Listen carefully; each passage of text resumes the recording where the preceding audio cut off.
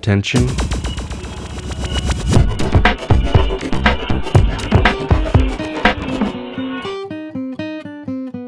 Été, drogue et rock'n'roll. Les vacances d'été sont des périodes propices pour faire la fête et, pour les jeunes, une fête réussie passe bien souvent par la consommation de substances psychoactives. 42% d'entre eux reconnaissent avoir fumé du cannabis et 7% se définissent comme des consommateurs réguliers. D'autres drogues sont également prisées, comme l'ecstasy et la cocaïne. Quel attrait revêt la drogue pour les jeunes ? Sont-ils conscients des risques ? Oui, je pense que l'été c'est propice à la consommation de drogue. Parce qu'on est en vacances, parce qu'on est entre potes, parce qu'on part en vacances pour la première fois sans les parents et qu'on a envie de tester, qu'on a le temps et qu'il n'y a pas l'école le lendemain et que... Ouais. Le milieu des discothèques, la cocaïne ça y va mais à kilo, les jeunes ils rentrent de plus en plus tôt en boîte, ils ont envie de découvrir des choses de plus en plus tôt, ils boivent de plus en plus tôt, ils fument de plus en plus tôt.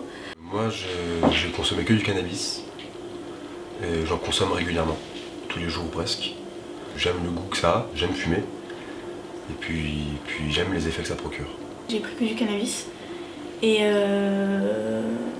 en période de cours, non, quand même, je fume pas trop parce que je sais que j'aurais du mal à assumer quand même après.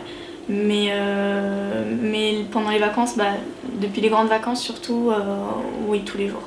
Soit vous trouvez ça très amusant une fois, c'est magnifique et vous allez plus y goûter, soit vous trouvez ça bon et vous y revenez tous les jours. Donc il y a une dépendance qui s'installe. Faites attention effectivement à pas passer d'une consommation éventuelle à une consommation habituelle. Ça m'a atteint dans le sens où ça a touché des personnes que j'aimais.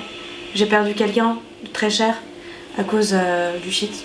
Ça a déclenché une schizophrénie chez cette personne et elle s'est suicidée. J'ai des amis qui continuent et qui ont du mal professionnellement parce qu'ils sont incapables de tenir des horaires, ils ont des problèmes de concentration.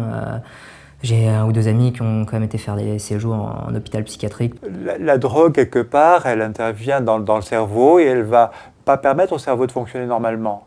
Et c'est là où on peut s'apercevoir que il y a une maladie qui apparaît. Des dépressions, des manques de mémoire et des choses plus graves, un décrochage par rapport au réel. La drogue correspond souvent à une phase d'expérimentation dans la vie d'un ado, s'il passe d'une consommation festive à un état de dépendance. Sachez que le médecin traitant est un interlocuteur privilégié pour évaluer la consommation ou l'orienter vers une structure adaptée.